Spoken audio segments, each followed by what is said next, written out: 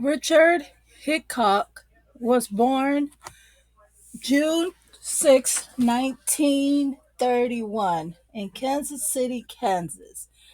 A farmer parents, Walter Sr. and Eugene Eunice.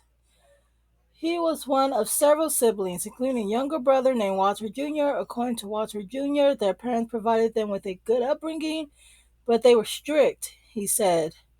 I'm not sure if they were loving in the way you usually say a family is loving. In 1947, the Hickock family relocated to a small East Kansas town of Edgerton. Hancock was a popular student and an athlete at Olive High School.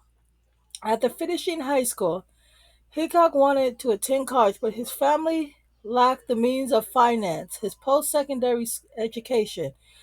Hickok went to work as a mechanic instead. Head injuries from a serious automobile accident in 1950 left Richard disfigured, rendering his face slightly lopsided and his eyes asymmetrical. According to his brother Walter, the accident almost killed him, and it also changed him. After being released from the hospital, Richard was left with hospital bills, mounting debts, leading him to start bad financial habits like writing bad checks and gambling. He drifted through several manual labor jobs, working as a railroad worker, mechanic, and ambulance driver. When Richard was 19, he married for the first time. However, he became involved in an extramarital affair which eventually resulted the conception of his first child.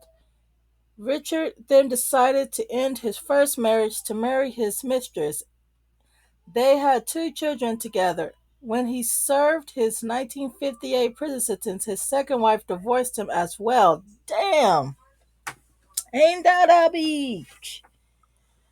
While serving his prison sentence, Richard met fellow inmates Perry Smith and Floyd Wells, the latter of who used to work for the Clutter family, was told Richard about the influence of the family's patriarch Herbert Clutter,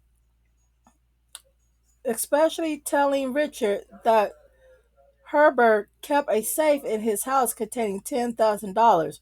Richard and Perry devised a plan to rob and murder the Clubber family. Richard was released from prison in August 1959 after serving 17 months. Upon release from prison, he got a job at a body shop in Olive, Kansas, and tried to live an upright life. However, soon afterwards, he contacted Perry. Richard and Perry met up in Olive, where they collected supplies to aid in the commission of the crimes. They then went to Holcomb, where the Clutter family resided. Richard testified after the trial that he and Perry had gotten the idea to rob the Clutters after Hickok was told by Floyd, their former cellmate, that there was a safe in the family's house containing $10,000. However, when they invaded the house just after midnight on November 15, 1959, Richard and Perry discovered that there was no such safe. The pair then murdered all four of the family members. What?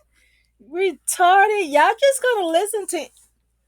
Yo, what the hell? And then y'all still committed the murders?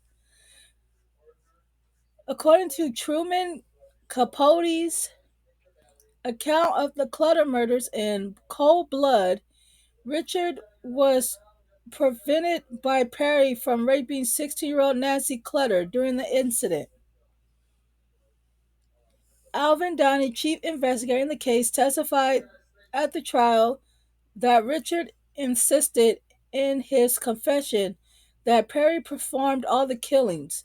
Perry, however, first claimed Richard killed the two women, but later claimed that he shot them himself.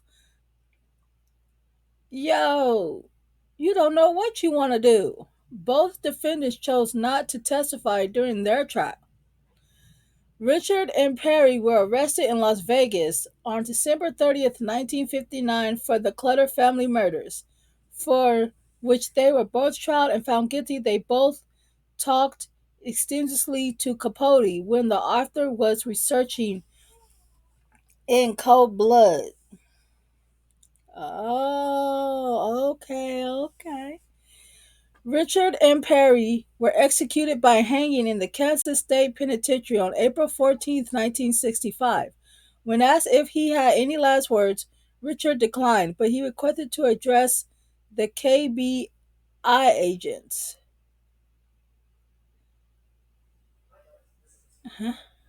who had worked on his case and now were present as witness to his execution.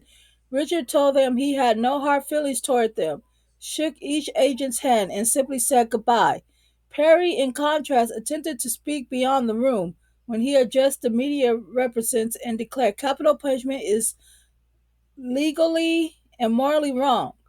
Richard was executed first and was pronounced dead at 12:41 a.m. Perry followed shortly afterward and was pronounced dead at 1:19 a.m. Richard and Perry were both buried in nearby Mount Munchie Cemetery in Lansing, Kansas. Richard donated his eyes for corneal transplant, and they were used on two patients in Kansas City later that day.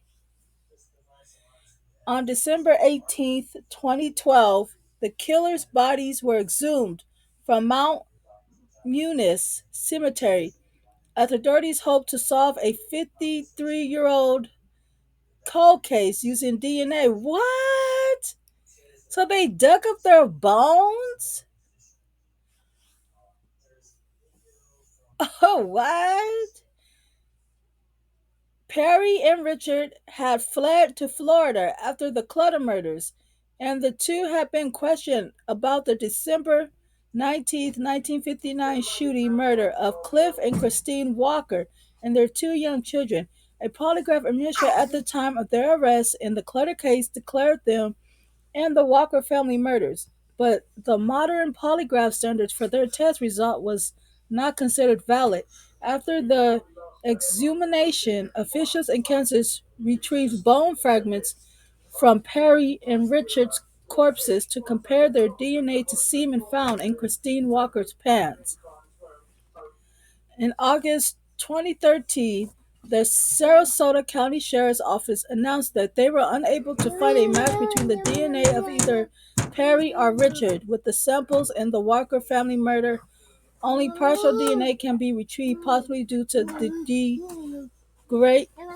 degradations of the DNA samples over the decades or contamination in storage, making the outcome uncertainly. Girl, move!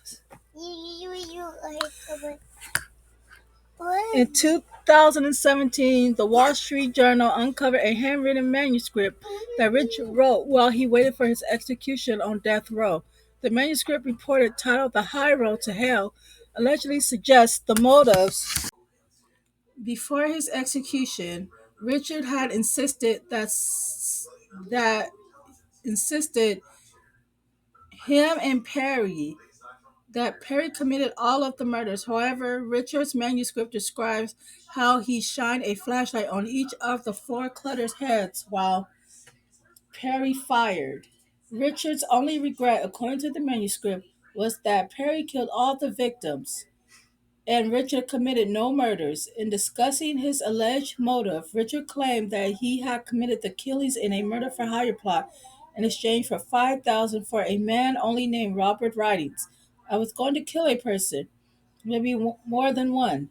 Could I do it? Maybe I'll be back out, but I can't back out. I've taken the money. I spent some of it. Besides, I thought I know too much. Throughout 1961, Richards sent the manuscripts to reporter Mac Nations, who had promised to convert it into a book-length manuscript. After completing the project, Nations went to cover the manuscript in publishing company Random House. Wow, so Capote already wrote about the murders. Wow. And then they made a movie out of the book, y'all. This is sad, but hey, you did the crime. You gotta do the death sentence.